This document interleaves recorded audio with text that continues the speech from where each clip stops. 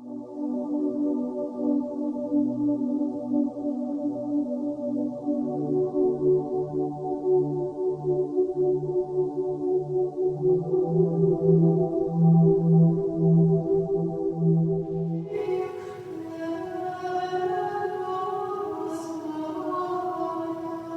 ¿qué tal? ¿Cómo están, amigos de Aprendiendo?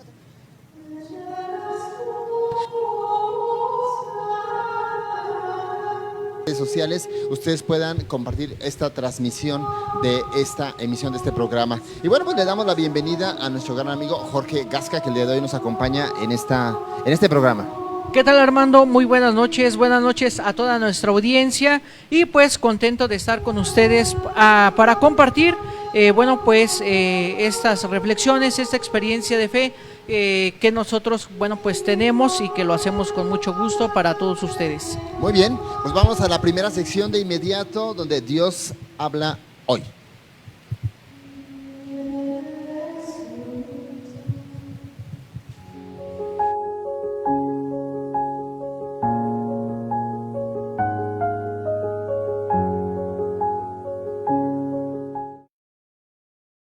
Del Santo Evangelio según San Marcos.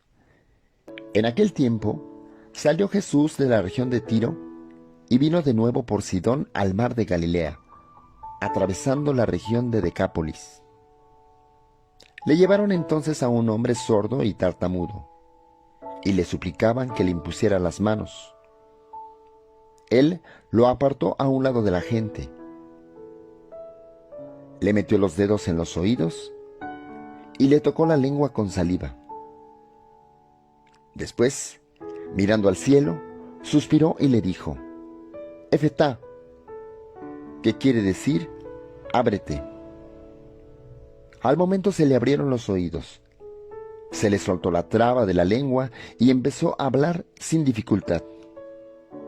Él les mandó que no le dijeran a nadie, pero cuanto más lo mandaba, ellos con más insistencia lo proclamaban. Y todos estaban asombrados y decían: ¡qué bien lo hace! Hace oír a los sordos y hablar a los mudos. Palabra del Señor.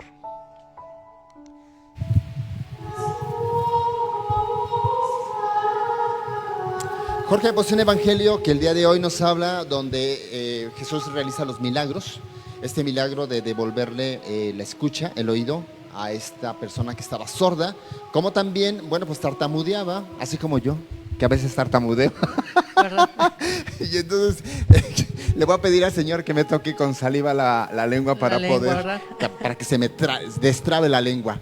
Y también le devuelve el habla, porque era una persona que estaba tartamuda, y de esa manera, se realizan dos milagros ahí. Uno, para que pudiera escuchar esta persona, y la otra, pues para que pudiera hablar. Es un evangelio que nos da una enseñanza muy importante, sobre todo para abrir nuestros oídos y escuchar al Señor. Así es, Armando. Y pues un evangelio que nos da una gran enseñanza, al igual que todos los evangelios que aquí hemos meditado. Y podemos decir lo siguiente de esto, ¿verdad? Que el sordo y mudo, el que no tiene oídos para oír la palabra de Dios, ni lengua para hablarla. Y es necesario que los que saben hablar y oír las palabras de Dios ofrezcan al Señor a los que ha de curar, ¿verdad? De acuerdo con San Beda. Y tenemos que los evangelistas nos describen a menudo a Jesús en movimiento, caminando, recorriendo todos los lugares donde los hombres puedan necesitarle. El caso es que hoy se ha metido por territorios paganos, ¿verdad? Y allí le suelen, le siguen al paso, ¿verdad? Y le presentan a un sordo con dificultades para hablar.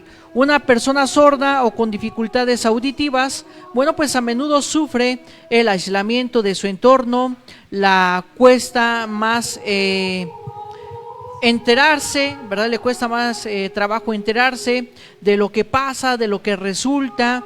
Es más difícil, ¿verdad?, comunicarse con él. y encuentra pues mayores dificultades para aprender a hablar o comunicarse con los demás. Y bueno, en los profetas la sordera y la ceguera son símbolos de la resistencia o el rechazo ante el mensaje de Dios. Se refieren a la persona seducida por voces engañosas. Por tanto, a este personaje sin nombre podemos tomarlo como representante de aquellos, ¿verdad?, que dentro y fuera del pueblo de Dios no son capaces de prestar oído y obediencia a Dios, como también de los que están desconectados de los demás y de los que no tienen voz. Y esto prácticamente nosotros lo podemos referir a nosotros hoy en día. ¿Qué tanto escuchamos la palabra de Dios? Nos hacemos oídos sordos a su voz, a su llamado, o atendemos a esa voluntad de Dios que nos llama y lo obedecemos, ¿verdad? A veces pareciera ser que no lo escuchamos porque nos dice cosas, ¿verdad?, que quizá a nosotros no nos conviene aceptar o nos duele prácticamente reconocer nuestra realidad. Más allá de la sordera física, bueno, pues existe esta sordera de la que la humanidad más cuadra, ¿verdad?, que tiene que ser salvada. Es la sordera del espíritu, lo que ahorita estábamos comentando, ¿verdad?, que levanta las barreras cada vez más atrás a la voz de Dios y del prójimo, especialmente al grito de socorro de los últimos y de los que sufren, y que se encierra de alguna manera al hombre en un profundo y corrosivo egoísmo. Ya lo decía el Papa Benedicto XVI. Es por ello que Isaías anunciaba hoy que Dios en persona vendría a despegar los ojos del ciego, que abriría los oídos del sordo y cantaría la lengua del mudo. Esto, bueno, pues nos lleva a comprender mejor la escena del Evangelio y a situarnos de modo que esta historia nos diga algo a cada uno de nosotros. Veamos, por ejemplo, que no es extraño que no volvamos sordos a nuestra propia voz interior. Esa voz nos dice que nuestro estilo de vida realmente no nos gusta, que nos hemos dejado manejar por otros, que nos estamos volviendo muy superficiales o vulgares.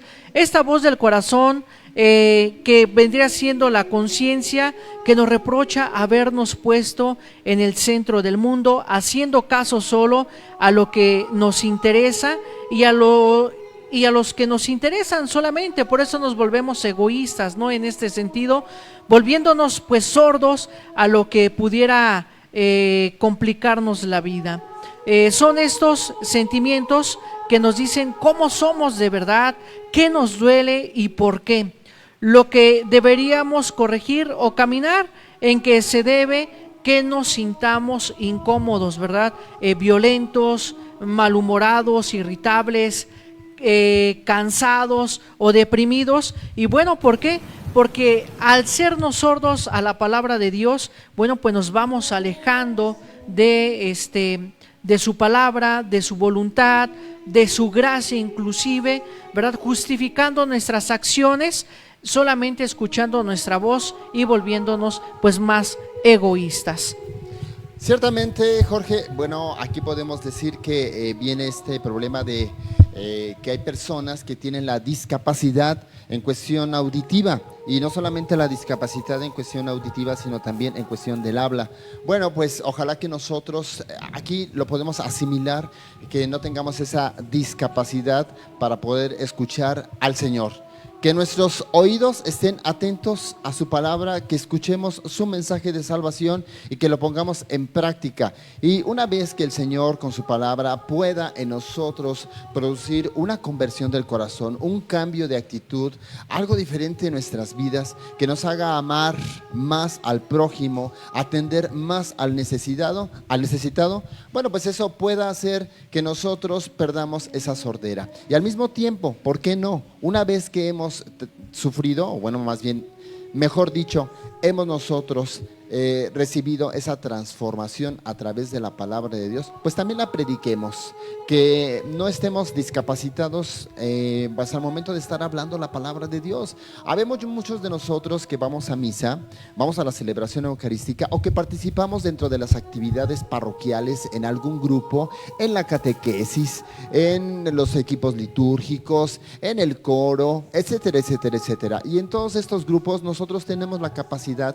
de hablar de la palabra de Dios, anunciarla ante los demás, tanto de viva voz como también con el testimonio. Y a veces nosotros, bueno, pues estamos discapacitados en ese sentido. Lo que predicamos no tiene eco, no produce nada, ningún efecto en los demás. Entonces hay que pedirle al Señor justamente que, bueno, por una parte, nos abra el oído para poder escuchar su palabra, su mensaje de salvación, nos transforme y luego después nos convirtamos en predicadores. Habemos gente que, bueno, sí, tartamudeamos, habemos gente que tenemos esa deficiencia al momento de predicar la palabra de Dios. A mí me ha tocado cuando damos un curso bíblico y preparamos a alguna persona que se pone al frente del grupo y pues nos empiezan a temblar los pies y empezamos a lo mejor con dificultades, tarareando, al principio nos cuesta trabajo hablar ante el público, pero con el paso del tiempo vamos desarrollando esa capacidad para nosotros poder transmitir la palabra de Dios. Ojalá que muchos de nosotros, de los que participamos de una vida pastoral activa en nuestra parroquia, podamos pedir al Señor, en primera, que nos abra nuestros oídos para escuchar su palabra y enseguida también que nos quite, bueno, pues esa tartamudez para poder predicar la palabra de Dios como debe de ser. Una palabra limpia, una palabra sin dobles intenciones, una palabra no encubierta por nosotros mismos, porque a veces parece que a la palabra de Dios como que le ponemos thinner. Ya ves que cuando la pintura está espesa, le ponemos thinner, le ponemos agua para que se diluya y entonces en ese sentido se vuelve más delgada. Que la palabra de Dios nosotros no la convirtamos en eso, sino que la palabra de Dios pase nítida a través de nosotros. Y también entender que la palabra de Dios, antes de predicarla, tiene que darnos un mensaje a nosotros, porque ese mensaje que nos da a nosotros, que nos cuestiona, que nos interpela, que nos da un mensaje pues de esperanza, como también en ocasiones nos reprende, bueno, pues esa palabra también podemos nosotros transmitirla a los demás y les da un mensaje, también un mensaje de esperanza, un mensaje de aliento y también, ¿por qué no?, un mensaje de un jalón de orejas que por el Señor nos puede dar por ahí, pero que esa palabra pase nítida, que no le pongamos nosotros el thinner, que no le pongamos el agua, que no se diluya, sino que sea una palabra fuerte, atrayente, que a los demás impacte, pero no porque nosotros sepamos predicar bonito, sino porque la palabra en sí tiene la esencia para transformar el corazón del hombre y llegar y clavarse como una espada de doble filo en su corazón y llegar a transformar al hombre. Ojalá que esto lo podamos vivir en nuestras parroquias, en nuestras comunidades, Jorge. Que el Señor nos abra el oído y también nos quite esa tartamudez para poder predicar y hablar la palabra de Dios. Así es, Armando, y más que vivirlo en las parroquias, creo que lo importante y lo más interesante es con uno mismo, ¿no? Sí, claro, claro. Más que llevarlo a los grupos, que sería como que lo ideal, creo que lo primero que debe de tocar la palabra de Dios es nuestro corazón, ¿verdad? Primero nosotros debemos de aprender a dejar de ser sordos, ¿verdad? A dejar entrar por nuestros oídos, ¿verdad?, la palabra de Dios para que toque nuestros corazones y entonces sí, a partir de esa conversión que nosotros tenemos, invitar, ¿verdad?, a los demás a que tengan también bueno, pues en sus corazones la palabra de Dios. En casita se puede hacer, ¿no?, con la familia, como también en el ambiente en donde nos desenvolvemos, en todo nuestro entorno laboral, con los vecinos, con los hijos, con el esposo, con la esposa. Ahí es donde nosotros podemos recibir la palabra de Dios y empezar desde ahí, predicándola, bueno, para que produzca el Señor frutos en el corazón de quien escucha su palabra. Así es, Armando, y pues primero vuelvo a insistir y a reiterar, antes de pasar a la familia, al contexto, en el entorno en el que nos desenvolvemos, primero nosotros debemos alcanzar de manera individual pues esta conversión. Sí, y no volvernos sordos. Cuando nosotros vamos a misa, escuchamos la palabra de Dios, el evangelio, la proclamación. Ustedes lo escucharon ahorita a través de nuestro programa, escucharon la cápsula, pero algunos lo van a hacer el día de mañana presencial en la celebración eucarística.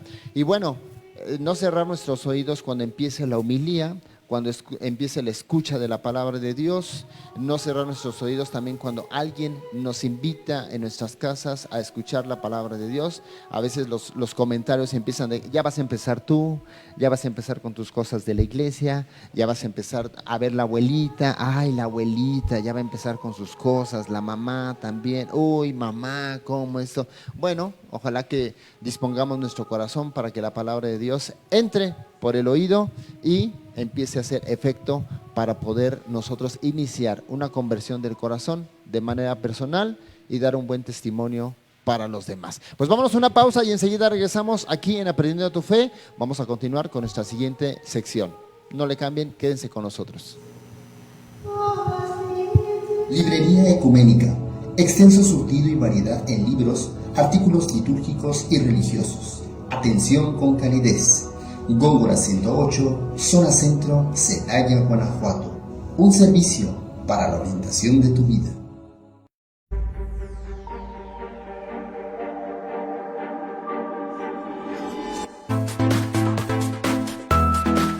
Canal Foro CX marca la diferencia.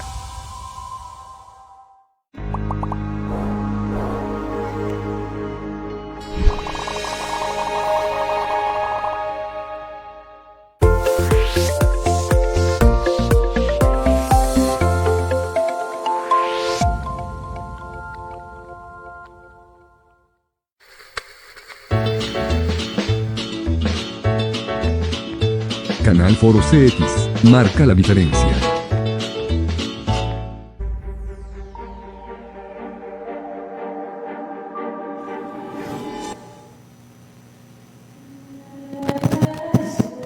Ya estamos de regreso, amigos, aquí en este programa de Aprendiendo tu Fe. Y bueno, vamos a pasar a la siguiente sección de Vivamos la Liturgia.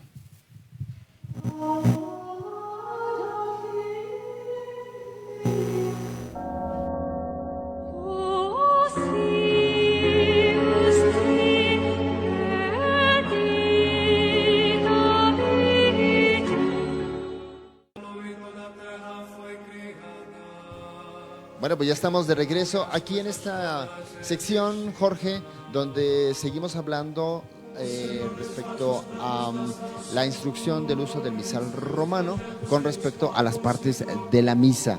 Y aquí estamos viendo un video donde, bueno, pues el Santo Padre por ahí ya está realizando lo que son los ritos iniciales en lo que hemos estado llevando a cabo dentro de esta sección.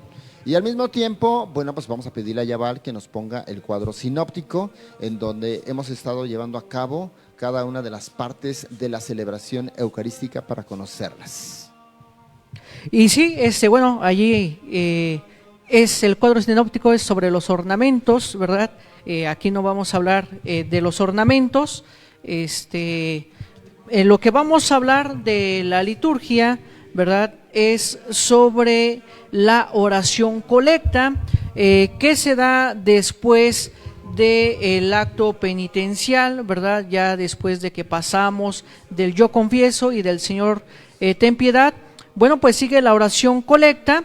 Y en la oración colecta dice, el sacerdote invita al pueblo a orar y todos juntamente con el sacerdote guardan un momento de silencio para hacerse conscientes de que están en la presencia de Dios y puedan formular en su espíritu sus deseos. Entonces el sacerdote dice la oración que suele llamarse colecta y por la cual se expresa el carácter de la celebración por una antigua tradición de la Iglesia. Por ello la oración colecta ordinariamente se dirige a Dios Padre por Cristo en el Espíritu Santo, y termina con la conclusión trinitaria, es decir, con la más larga, que se presenta de este modo. Si se dirige al Padre: por nuestro Señor Jesucristo, tu Hijo, que vive y reina contigo en la unidad del Espíritu Santo y es Dios por los siglos de los siglos. Y el pueblo pues contesta amén. Si se dirige al Padre, pero al final se menciona al Hijo, bueno, pues se dice: el que vive y reina contigo en la unidad del Espíritu Santo y es Dios por los siglos de los siglos. Y de igual manera nosotros respondemos con el amén. Y si se dirige al Hijo, el sacerdote termina esta oración colecta con lo siguiente: tú que vives y reinas con el Padre en la unidad del Espíritu Santo y eres Dios por los siglos de los siglos. Y también nosotros contestamos amén. Como pueden ver, esta oración colecta, bueno, pues tiene 3 fórmulas, ¿verdad? Por decirlo así, de alguna manera determinar, ¿verdad?, la oración colecta, siempre invocando, ¿verdad?, o siempre haciendo énfasis al aspecto trinitario, ¿verdad?, al aspecto trinitario. Y bueno, pues allí lo podemos ver. Ahora sí ya nos pusieron el cuadro sinóptico correcto, ¿verdad? Aunque allí en ritos iniciales nos faltan algunas partecitas, pero bueno, ya lo iremos corrigiendo. Allí tenemos los ritos iniciales. La última parte de los ritos iniciales es precisamente la oración colecta, de lo que estabas comentando, de lo que estábamos hablando en este momento. A partir de la oración colecta, o con el término de la oración colecta, viene la liturgia de la palabra, ¿verdad? La liturgia de la palabra está compuesta por la primera lectura, el salmo, la segunda lectura, el evangelio, el aleluya, perdón, de la segunda lectura, la monición de la segunda lectura o el estribillo. Después viene el evangelio, la homilía, la profesión de fe, que todos lo conocemos como el credo, sí. Y después la oración universal, que todos lo conocemos como las peticiones. Ciertamente. ¿Verdad? Bueno, ¿qué podemos decir de la liturgia de la palabra? Como introducción, no vamos a abordar algunas de estas partes, solamente queríamos terminar lo que eran los ritos iniciales e introducir a la liturgia de la palabra. Bueno, la parte principal de la liturgia de la palabra la constituyen las lecturas que son tomadas de la Sagrada Escritura, junto con los cánticos que se intercalan entre ellas, y la homilía, la profesión de fe y la oración universal u oración de los fieles. La desarrollan y la concluyen, ¿verdad?, en este sentido. Pues en las lecturas que la homilía explica, Dios habla a su pueblo, le desvela los misterios de la redención y de la salvación, y le ofrece pues este alimento espiritual. Por eso es importante, ¿verdad?, tener en cuenta y darle la importancia a la liturgia de la palabra, que más adelante vamos a ver que tenemos una postura para ello, para la escucha precisamente. Es por ello que nos sentamos, que guardamos un silencio, que ahorita vamos a hablar precisamente del silencio. En fin, Cristo mismo, por su palabra, se hace presente en medio de los fieles. El pueblo hace suya esta palabra divina por el silencio y por los cantos. Se adhiere a ella por la profesión de fe, que vendría siendo el credo, y nutrido por ella expresa sus súplicas con la oración universal o las peticiones, como allí está señalado en el cuadro sinóptico, por las necesidades de toda la iglesia y la salvación del mundo. Ya cuando lleguemos a este aspecto de las peticiones, vamos a encontrar que son 4 peticiones, pero cada una de ellas tiene un sentido muy particular. Bueno, un aspecto importante a señalar en lo que viene siendo la liturgia de la palabra, bueno, pues es el silencio, ¿verdad? El silencio sagrado, ¿verdad? Este silencio que se da en la liturgia de la palabra. Bueno, la liturgia de la palabra se debe celebrar de tal manera que favorezca la meditación. Por eso guardamos el silencio, ¿verdad? Algunos sacerdotes invitan después de la homilía a un momento de silencio para reflexionar, para meditar, ¿verdad?, la palabra de Dios. Por eso hay que evitar en todo caso cualquier forma de apresuramiento que impida el recogimiento, como lo acabamos de escuchar en el Evangelio, ¿verdad? Nosotros vamos a la celebración eucarística para alimentarnos de la palabra de Dios, para escuchar la palabra de Dios, y por ello, bueno, pues no hay que ser sordos a la palabra de Dios. Además, conviene que durante la misma haya breves momentos de silencio entre lectura y salmo, ¿verdad? Se puede decir la primera lectura, breve momento de silencio, viene el salmo, breve momento de silencio, la segunda lectura, breve momento de silencio, el aleluya, breve momento de silencio, y después se puede proclamar el evangelio, ¿verdad? Entonces, bueno, pues se recomienda que haya breves momentos de silencio acomodados a la asamblea reunida, gracias a los cuales, con la ayuda del Espíritu Santo, se saboree la palabra de Dios en los corazones, y por la oración se prepare la respuesta. Dichos momentos de silencio pueden observarse oportunamente, por ejemplo, antes de que inicie la misma liturgia de la palabra, después de la primera lectura, de la segunda, y finalmente al terminar la homilía, como ya habíamos señalado, ¿no? Que hay algunos sacerdotes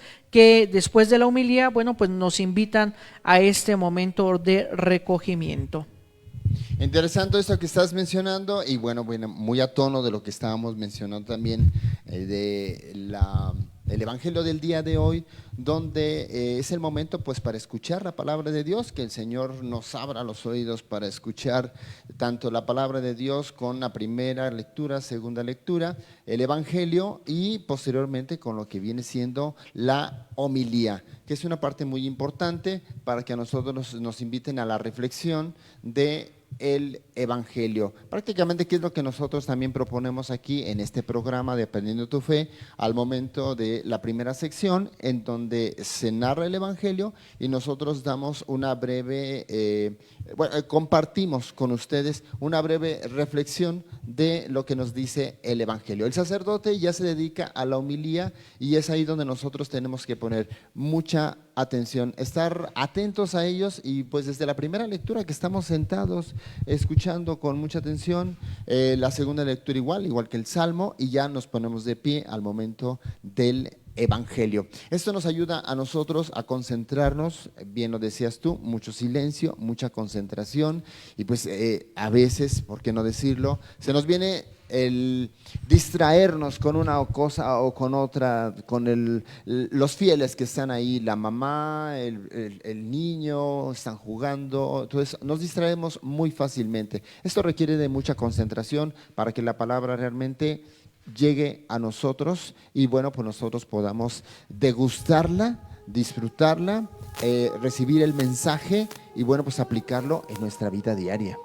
Así es, Armando, y más que concentración, yo allí lo que emplearía en lugar de esa palabra, si me permites, sería Adelante. Meditación, ¿verdad? ¿Qué es lo que hacemos en la palabra de Dios? Meditar, ¿sí? Es diferente al concentrarse, ¿verdad? La liturgia de la palabra, o antes de disponernos a celebrar ya la liturgia de la palabra dentro de la Eucaristía, se nos invita precisamente a la meditación. Inclusive hay moniciones, ¿verdad?, antes de la primera lectura, que nos van introduciendo a eso, ¿verdad? Escuchemos atentamente, el sacerdote nos invita pues a eso, ¿no?, a la meditación. ¿Por qué? Porque en la meditación se da la reflexión, ¿verdad? Si nos vamos a términos filosóficos, Sí. ¿verdad? Si nos vamos a términos filosóficos, en la concentración no se llega a esa reflexión, ¿verdad? Simplemente estamos atentos, ¿verdad?, a lo que está sucediendo, pero sin hacer conscientes lo que se está diciendo o lo que se nos está proclamando en ese momento. A diferencia de Si la nosotros meditación, hacemos la meditación, caeríamos en este aspecto que esperemos que todos en sus casas lo hagan, de la famosa Lectio Divina, ¿verdad? En la Lectio Divina leemos, ¿verdad?, con atención, meditamos la palabra de Dios y generamos la reflexión, ¿verdad? La reflexión. Por eso se dan estos silencios en la palabra, en esta parte, ¿verdad? De lo que viene siendo la liturgia de la palabra, ¿verdad? Por eso se dan estos silencios, y ya más adelante, bueno, pues vamos a ir esclareciendo poco a poco de dónde salen las primeras lecturas, el Salmo, las segundas lecturas, el Evangelio, que vendría siendo la homilía, ¿verdad? Que conforman parte de esto.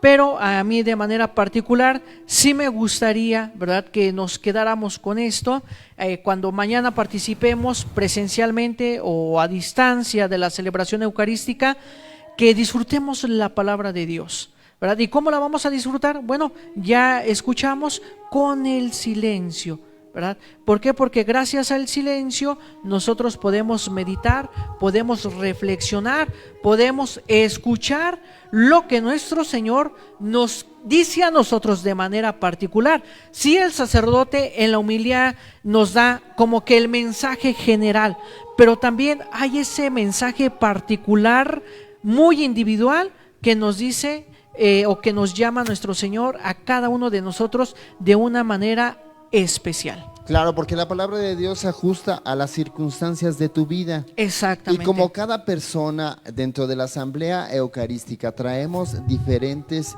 situaciones personales, cada quien, como decimos de manera coloquial, cada quien sabe lo que en su costal carga, y entonces nosotros sabemos, bueno, pues yo tengo un enfermo, yo tengo este problema con mi esposo, yo tengo un problema con mi esposo, yo tengo un problema con mis hijos, y la palabra de Dios entonces se va a ajustar a cada una de las circunstancias de cada uno de nosotros, y ya dependerá de nosotros el aceptar ello para que la palabra de Dios se aplique en nuestras vidas, y de esa manera, bueno, pues que la palabra de Dios haga eco y nos mueva a actuar para también darle resolución a esa problemática que traemos en particular en ese momento. Y ahí Exacto. decimos que la palabra de Dios nos ilumina, es iluminadora en la circunstancia en la que estamos viviendo en ese momento. Exactamente, Armando, y qué bueno que tocas este punto, porque hay que recordarles a nuestra audiencia, si no estoy mal, este mes de septiembre es dedicado al mes de la Biblia, ¿verdad? O San Jerónimo. Exactamente, por San Jerónimo, que ya en un programa ya dijimos de dónde sale esto, por qué se dedica en este mes, ¿verdad? Y demás. De hecho, hay un documento que saca pues el Papa Francisco, y también pues un Papa siendo pues antecesor del Papa actual, ¿verdad? Ya bastante tiempo, aproximadamente 100 años, ¿verdad? Si no me falla la memoria. Y bueno, pues de esto que estamos hablando, de esto que comentabas, creo que es buen momento y buena práctica en nuestros hogares. Quizá el día de mañana lo vamos a escuchar, o los que participan de las celebraciones diarias, a lo mejor el sacerdote en el día 1 de septiembre les dijo: es el mes de la Biblia, se introduce la Sagrada Escritura, exactamente, para darle el realce, ¿verdad? Inclusive muchos van a decir que las lecturas, el Salmo, el Evangelio, se lean directamente de la Sagrada Escritura y no del leccionario, para darle pues ese lugar tan especial y sagrado que tiene la Sagrada Escritura para nosotros. Y aprovechando pues el comentario de Armando, ¿verdad? Esperemos que en este mes, por lo menos una vez al día, ¿verdad? Y si no, el domingo, meditemos en este silencio de recogimiento la palabra de Dios, que es muy importante, porque ya escuchamos, es el alimento de nuestro espíritu, ¿verdad? Es el alimento de nuestra alma, es la que nos levanta. Y vean esto psicológicamente, cuando nos dicen un juicio malo, de decir, ¿sabes qué? Pues tú no sirves para nada. Pues cómo nos apachurramos, ¿verdad? Sí, claro. Nos apachurramos. Sí. Y si nosotros hemos puesto atención al Evangelio, ¿verdad? A esta liturgia de la palabra, siempre son palabras de amor, de misericordia, de perdón, de esperanza. Y por eso es alimento para nuestra alma. ¿Por qué? Porque si venimos apachurrados de la semana, de lo que nos pasó, de nuestras dificultades, de los problemas, como ya señalabas, cotidianos, el domingo, ¡boom!, es para que nos levantemos con esa fuerza, con ese espíritu, con esa garra, ¿verdad?, de seguir haciendo la voluntad de nuestro Señor. De ahí que hay que agarrarnos de la palabra de Dios y una exhortación a toda la gente. Bueno, hacerles una pequeña invitación ya a manera devocional. Los que puedan, ¿por qué no destinar en nuestra casa un lugar importante para colocar la palabra de Dios? Hay ocasiones que muchos de nosotros, ha pasado gente con diferentes editoriales que nos están vendiendo esas Biblias que a veces están tan lujosas que porque están bañadas en oro, las páginas y todo, las imágenes muy bonitas. No es que sea malo eso, para nada, sino que a veces compramos esta Biblia tan lujosa, tan bonita, pero tenemos guardada ahí en el ropero, la tenemos guardada en el librero. Sin embargo, ¿por qué no destinarle un lugar importante en nuestra casa? Algo que podemos exhortar es que tú en tu casa con tu familia, ¿por qué no hacen la entronización de la Sagrada Escritura y le dedican un lugar especial? En donde, ¿por qué no? También puedes poner una veladora encendida a un lado de la Biblia y ese que sea el lugar de oración de la familia, entendiendo que esa luz significa que la palabra de Dios es la que ilumina nuestra vida como familia. Eso sería pues algo muy bonito, realizarlo como familia. Así es, y que no solamente se quede en ese lugar así especial, muy adornado, con flores, con la veladora. No, pues sí, ya pusimos allí la Sagrada Escritura, sino que la lean. Claro, ¿verdad? claro. Que la lean, que se desgaste, que se deshoje la Sagrada Escritura, pero porque la leemos y no porque la tenemos arrumbada. Sí, no importa. Yo recuerdo cuando llegué a tomar algunos cursos bíblicos, algunas pláticas, nuestros maestros nos decían, subrayenle ahí, no importa, subrayenle ustedes el versículo que ustedes consideren importantes en su vida, el versículo que les llegó, y nosotros decíamos, pero ¿cómo vamos a rayar la Biblia? Y llegó un maestro y dijo, mira, si tu Biblia se está deshojando, que se deshoje, pero porque la lees, porque la pones en práctica, porque la Biblia no está guardada, sino porque la Biblia forma parte de tu vida. La agarras tú, tienes una dificultad en tu vida, tienes un problema con tu esposo, con tu esposa, con los hijos, en la planta, en el trabajo, lo que sea, y quieres que la palabra de Dios te ilumina, agarra la Biblia, léela, y aunque termine deshojándose, no importa, porque eso hace entender que nosotros la Biblia la hacemos parte de nuestra vida. Y como tú lo mencionabas, Jorge, que no quede solamente en un adorno, sino que pase a ser parte de nuestra vida cotidiana. Así es, Armando. Y bueno, pues nos vamos a una pausa. Claro, vámonos a la pausa y enseguida regresamos a la tercera sección que tenemos aquí en este programa de Aprendiendo tu Fe. No le cambie. Librería Ecuménica. Extenso surtido y variedad en libros, artículos litúrgicos y religiosos. Atención con calidez. Góngora 108, Zona Centro, Celaya, Guanajuato. Un servicio para la orientación de tu vida.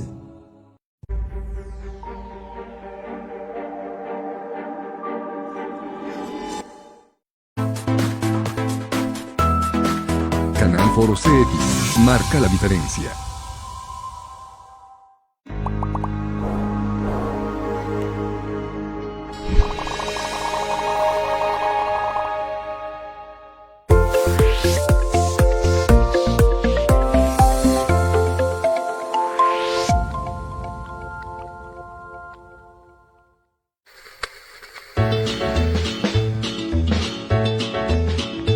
Canal Foro CX marca la diferencia.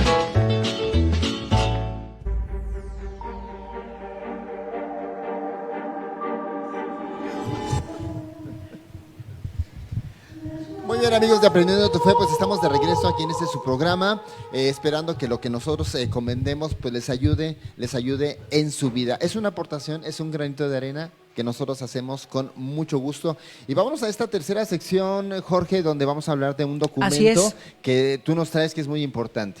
Así es, en este caso, ¿verdad? Vamos a hablar del documento Porta Fidei, que significa la puerta de la fe, y es escrito por el Papa Benedicto XVI, ¿verdad? Que que nos dejó también un gran legado, bastantes encíclicas, bastantes documentos, claro, con un contenido teológico impresionante. Hay que recordar que el Papa Benedicto, cuando en el pontificado estaba el Papa Juan Pablo II, el Papa Benedicto era el defensor de la fe. Por supuesto. Era, por decirlo, como el máximo teólogo, ¿no? Claro. De todos los teólogos, como que decimos coloquialmente el mero mero. Claro, ¿verdad? por supuesto. Era el que llevaba pues todo este aspecto de la fe, respondía a las herejías, a algunas aberraciones o ideologías, bueno, pues prácticamente que iban en contra de la iglesia, y aclaraba también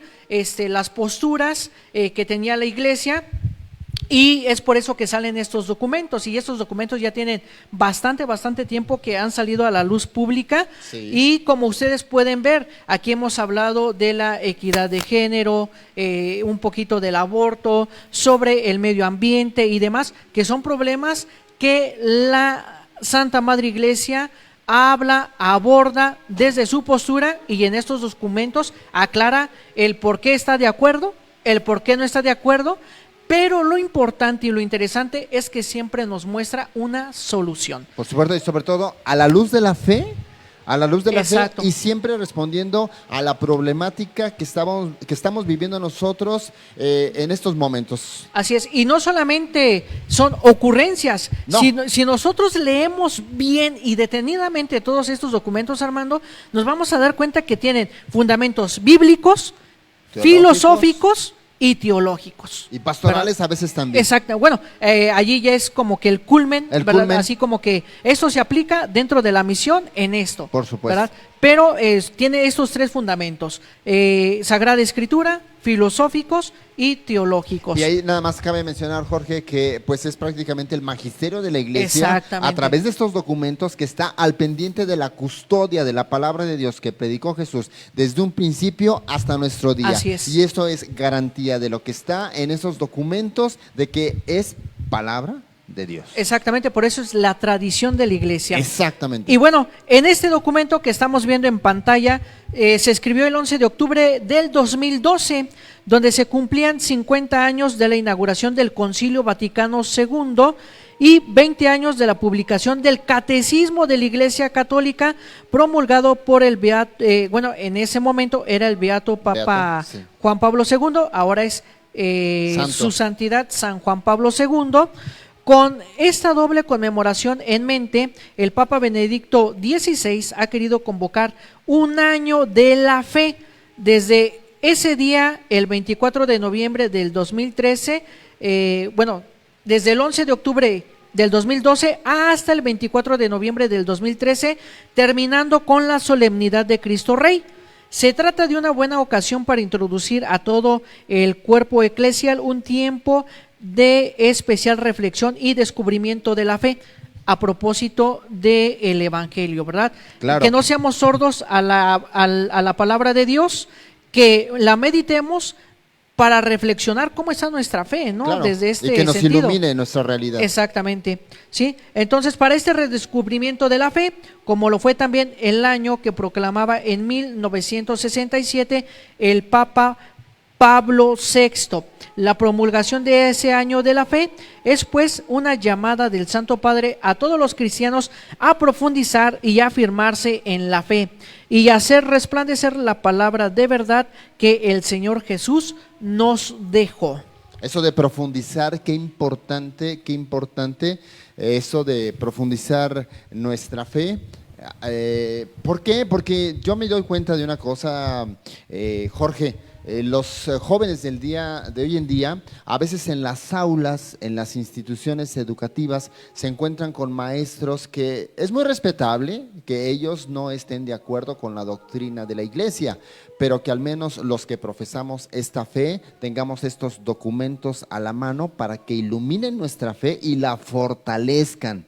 Que la porque hay jóvenes que ya se empiezan como a desviar y ya no creer en estas cosas, influenciados a veces, insisto, con todo respeto, tienen su derecho a estar en desacuerdo con lo que la iglesia propone y bueno, dan sus comentarios dentro del salón y los jóvenes se dejan llevar muchas veces por lo que el maestro dice y a partir de ahí ya se empiezan a desvincular de la fe cristiana católica. Así es. Y si me permites, Armando, hacer un pequeño paréntesis de Adelante, comercial. Adelante. En este sentido que estabas tocando en este punto que estábamos comentando de filosofías y teologías, ¿verdad? Para toda nuestra audiencia, el día jueves conmigo se tiene un programa que se llama Filosofando y precisamente el jueves pasado tocamos la primera parte de la filosofía de San Agustín.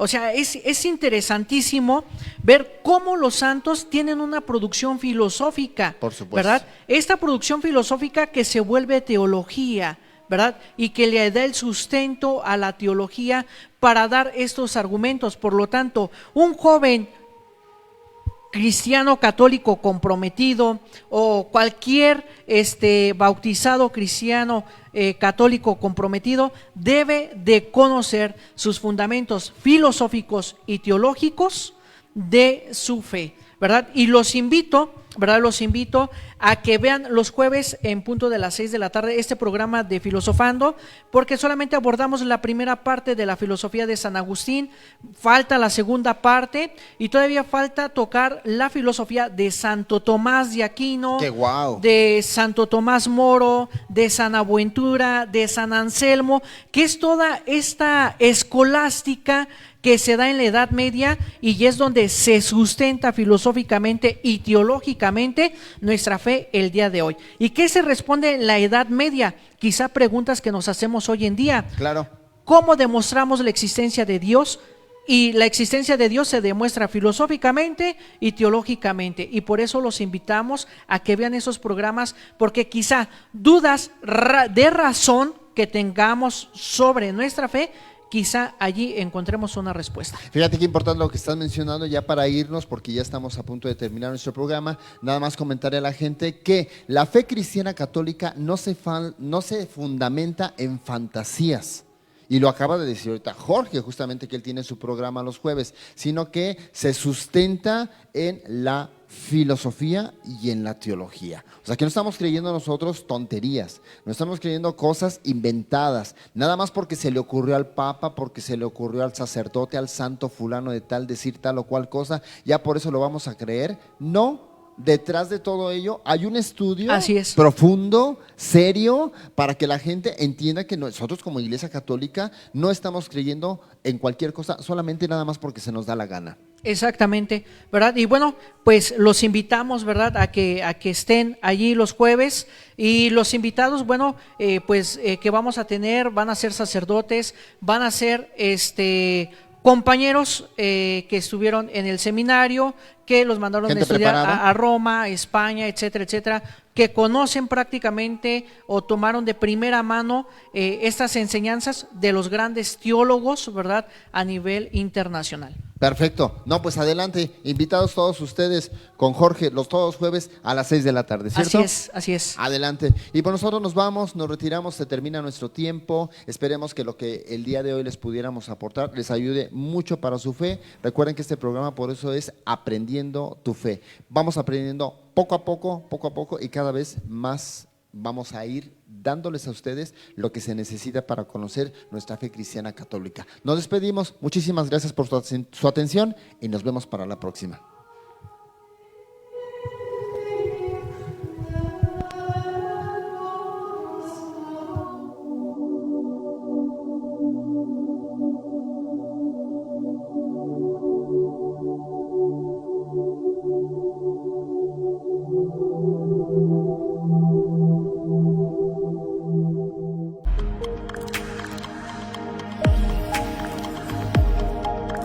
Canal Foro CX marca la diferencia.